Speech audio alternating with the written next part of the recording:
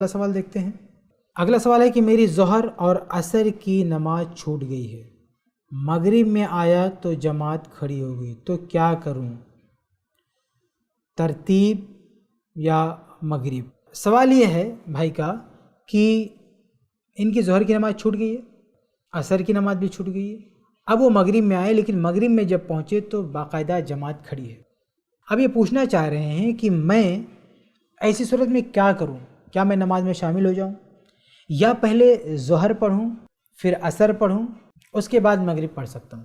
تو دیکھیے اس سلسلے میں آج کل ایک فتویٰ بہت زیادہ وائرل ہے، گردش کر رہا ہے اور کافی لوگ اسی کو اپناتے ہیں، بیان کرتے ہیں۔ اس میں بہت کم لوگ ہیں جو یہ سوچ پاتے ہیں، سمجھ پاتے ہیں کہ اس فتوے کی اصل کیا ہے، بنیاد کیا ہے۔ وہ فتویٰ یہ ہے کہ آپ اگر مغرب میں آ رہے ہیں تو سب سے پہلے آپ وہی نماز پڑھیں گے جو آپ کی چھوٹی ہے۔ مثلا ظہر آپ کی چھوٹ گئی ہے تو آپ مغرب میں ظہر پڑھیں گے۔ اب یہاں پہ ایک مسئلہ یہ ہوتا ہے، ایک مشکل یہ ہوتی ہے کہ ظہر کی نماز تو 4 رکعت کی ہے اور مغرب کی تو 3 رکعت ہے، تو پھر آپ کیا کریں گے؟ 3 رکعت پہ تو امام سلام پھیر دے گا، آپ کیا کریں گے؟ تو اس کا حل یہ پیش کیا گیا کہ آپ جب امام سلام پھیرے گا تو سلام نہیں پھیریں گے بلکہ کھڑے ہو جائیں گے اور 1 رکعت پوری کریں گے۔ تو اس طرح سے امام کی جو نماز ہوئی وہ مغرب کی ہوئی اور آپ کی نماز جو ہوئی وہ آپ کی نماز ظہر کی ہوئی، اور اس کے پیچھے دوسری نماز کی نیت لے کے آپ پڑھ سکتے ہیں، کوئی حرج کی بات نہیں۔ میرے بھائی یہ فتویٰ بہت زیادہ آج کل چل رہا ہے، آپ کو میں بتا دوں کہ یہ فتویٰ فقہ حنبلی کا فتویٰ ہے، اس لیے حنبلی علماء، حنبلی مشائخ، حنبلی ائمہ جتنے بھی ہیں ان میں سے اکثریت اسی بات کی قائل ہے، اور انہی کا فتویٰ پڑھ کے انہی سے متاثر ہو کے آج بہت زیادہ اس چیز کا پرچار کیا جا رہا ہے کہ جب ہم نماز پڑھیں تو ترتیب کا خیال رکھیں۔ اگر ہم مغرب میں بھی پہنچ گئے تو پہلے وہی نماز پڑھنا ہے جو چھوٹی ہے، اگر رکعتوں کا اختلاف ہو رہا ہے تو بھی کوئی مسئلہ نہیں، ہم امام کے ساتھ سلام نہیں پھیریں گے۔ اس طرح کر کے مسئلے کا حل پیش کیا گیا ہے، لیکن میرے بھائیوں صحیح بات یہ ہے کہ یہ فتویٰ کتاب و سنت کے مطابق نہیں ہے، اس فتوے کے پیچھے کوئی مضبوط دلیل نہیں ہے۔ اگر یہ بات کہی گئی ہے کہ نماز ترتیب سے ہونا چاہیے تو یہ بات بھی کہی گئی کہ نماز کا ایک خاص وقت ہے، تو ترتیب والی بات تب فٹ ہوگی جب نماز کو اس کے اپنے اپنے وقت میں کہا جائے۔ تو یہ پورا پیکج ہے، آپ ایک چیز کو کٹ کر کے نہ دیکھیں۔ آپ یہ بھی کہا گیا ہے کہ نماز اپنے مقررہ اوقات پر فرض کی گئی ہے اور ترتیب کے ساتھ فرض کی گئی ہے، تو یہ ترتیب کا فارمولہ تب چلے گا جب نماز کو اس کے اپنے اپنے وقت میں پڑھ رہے ہیں تو، یا یہ کہ کئی نمازیں ایک ساتھ چھوٹ گئی ہیں بعد میں آپ سب کو ایک ساتھ پڑھ رہے ہیں تو وہاں بھی کہہ سکتے ہیں کہ چلو ایک ترتیب سے آپ پڑھیں۔ لیکن نمازیں آپ کی کوئی چھوٹ گئی ہیں، اب جو دوسری نماز کا وقت ہے تو اس نماز میں وہ نماز پڑھ کے کوئی اور نماز لا کے پڑھنا یہ بالکل غلط بات ہے، کیونکہ نماز فرض ہے وقت کے ساتھ، امام کے ساتھ، جماعت کے ساتھ۔ اب اگر مسجد میں آپ آ رہے ہیں، ایک امام مغرب کی نماز پڑھا رہا ہے، اس مغرب کی نماز میں اگر آپ حاضر ہیں تو آپ کا اس میں شریک ہونا لازم ہے، فرض۔ آپ کے پاس کوئی عذر نہیں ہے کہ آپ لیٹ کریں، تو آپ کے اوپر یہ فرض ہے، کیونکہ یہاں پہ آپ نماز کو پڑھیں گے، وقت کے ساتھ پڑھیں گے، جماعت کے ساتھ پڑھیں گے۔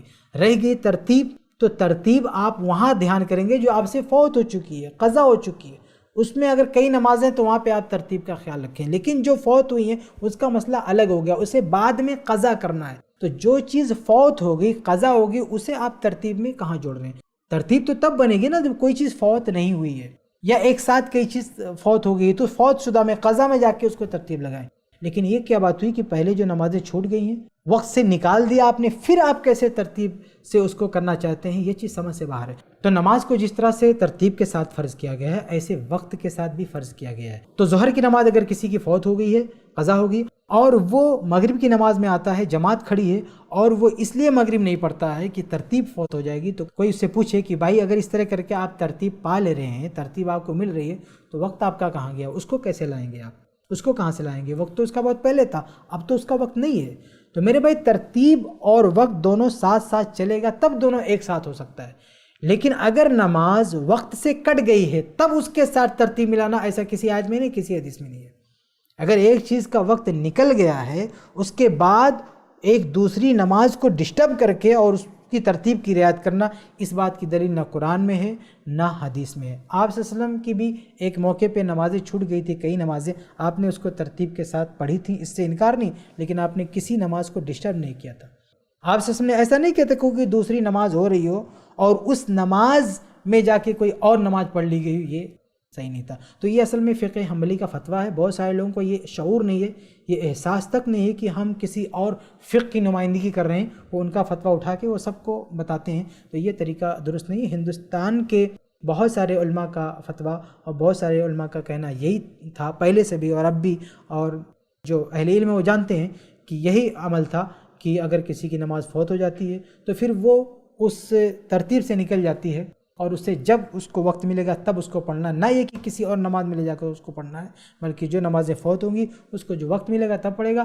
اب ایسا نہیں کہ اس نماز کے چکر میں جو موجودہ نماز ہے جو ہم کو مل رہی ہے صحیح سلامت اپنی اصلی شکل میں، اس کو بھی ڈسٹرب کر دیں، ایک نماز تو گئی تھی دوسری نماز بھی داؤ پہ لگا دیں، یہ عقل مندی نہیں، یہ ٹھیک بات نہیں ہے، ایسا نہیں کرنا چاہیے، اور انجانے میں کسی اور فقہ کی نمائندگی نہیں کرنا چاہیے، خالص کتاب و سنت کو اہمیت دینا چاہیے اور اسی کے مطابق جو بات صحیح ہے اسی کو ماننا چاہیے۔ امید ہے کہ آپ کو جواب مل گیا ہوگا۔